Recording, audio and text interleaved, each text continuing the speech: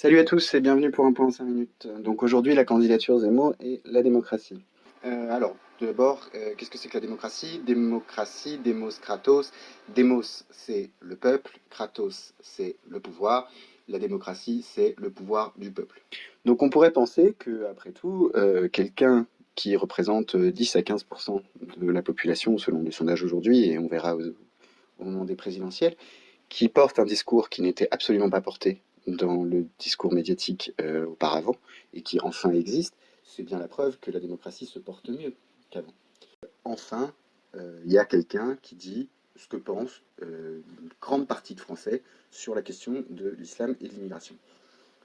Donc après tout, c'est une bonne nouvelle. Mais quand on voit la façon dont ça a été traité, il est absolument légitime de se poser la question de savoir si c'est vraiment une bonne nouvelle pour la démocratie. La, la diabolisation a été plus forte que jamais depuis, certainement depuis 2002 et Jean-Marie Le Pen. On a eu droit à un théâtre antifasciste absolument hallucinant. Je prendrai juste le dernier exemple de la polémique sur les handicapés. Je dirais il suffit de s'intéresser un petit peu au sujet et de ne pas juste écouter un point de presse pour comprendre que, évidemment, il n'y a pas les gentils et les méchants.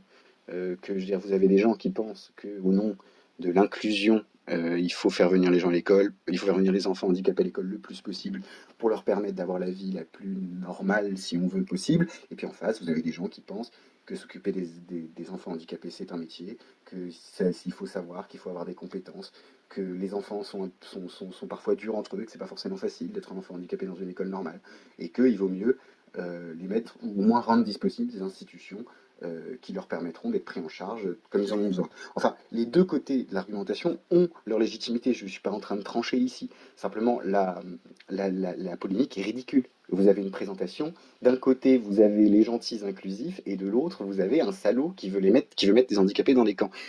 Le caractère ridicule de cette polémique est évident à quiconque s'est un peu penché sur la question. Il faut être vraiment très idéologisé pour ne pas le voir. Et malgré ça, vous n'avez personne dans la sphère médiatique, vous n'avez pas une grande voix du journalisme pour dire que cette polémique est ridicule, pour dire que ce cycle est absurde. C'est tout de même assez grave, parce qu'ils le savent que c'est absurde. Ils l'ont vu, c'est leur métier, ils sont allés écouter Zemmour. Et malgré ça, ils ont décidé de répéter les bêtises que certains ont manifestement décidé qu'il fallait tenir. Donc à mon avis, ça montre bien que le système médiatique a développé une vérité qu'il n'a pas, que nul n'a le droit de contester. Il y a des sujets sur lesquels vous ne pouvez pas contester le débat, l'argumentaire médiatique en cours, sous peine d'être un salaud. Et donc personne ne s'y risque parce que personne ne veut être un salaud. Donc vous avez le traitement médiatique globalement de sa candidature. Certes, il peut s'exprimer, mais il est constamment caricaturé, il est constamment décrit pour ce qu'il n'est pas. En fait, ses propos sont constamment transformés et sont constamment déformés volontairement certainement pour le détruire. Alors certainement de bonne foi. Je ne suis pas en train de vous dire qu'il y a un complot. Je suis en train de vous dire que vous avez des gens qui sont sociologiquement, qui appartiennent à certaines catégories, qui sont orientés idéologiquement, et qui donc, chacun dans leur coin, chacun suivant un raisonnement personnel, idéologique et de sécurité personnelle, décide de répéter les mensonges médiatiques, la non-vérité médiatique, la vérité idéologique médiatique, malgré le fait que la plupart ont la tête sur les épaules et savent que quand on dit qu'on pourrait réfléchir à la façon d'accueillir les adultes handicapés, c'est un débat légitime.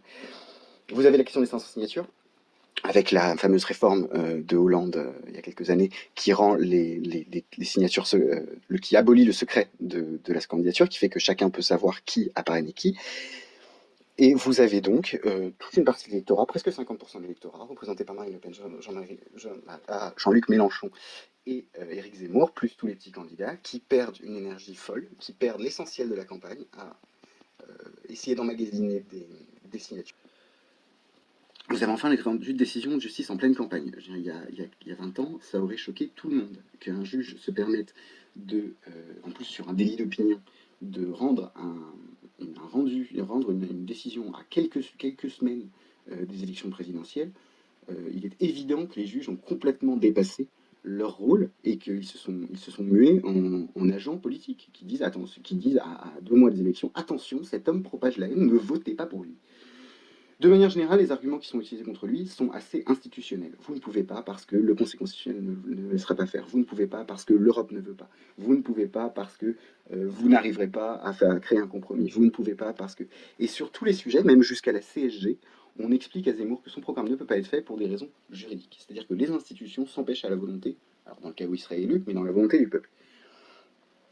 C'est cette logique-là qui a pris le dessus dans nos sociétés. C'est-à-dire que les institutions qui étaient là au départ pour protéger la démocratie, pour lui permettre de s'exercer, ont progressivement mangé le pouvoir, se sont progressivement approprié le pouvoir, et aujourd'hui, vous avez un suffrage universel qui ne peut s'exprimer que dans des bornes clairement définies par des cours européennes, par le Conseil constitutionnel, par le Conseil d'État et la Cour de cassation, et vous ne pouvez pas mener une politique de celle du type de Zemmour. Alors il ne le dit pas parce qu'il n'a pas intérêt à le dire, mais c'est quand vous le voyez débattre avec des journalistes, vous voyez bien que c'est leur argument, c'est ce qu'ils ont à lui opposer. En plus des arguments pseudo-humanitaires, de moraline. Mais sinon, les arguments qu'ils ont, c'est les institutions sont contre vous. Et c'est un argument qui est, par définition, antidémocratique. C'est-à-dire qu'il oppose à la volonté du peuple la volonté des institutions qui, théoriquement, ne sont là que pour protéger le pouvoir du peuple. Mais le système a manifestement dégénéré complètement. Et aujourd'hui, les institutions prétendent représenter la démocratie, être la démocratie, et qu'après tout, le suffrage universel est là pour valider ça, et pas du tout pour dire dans quelle direction il faut aller.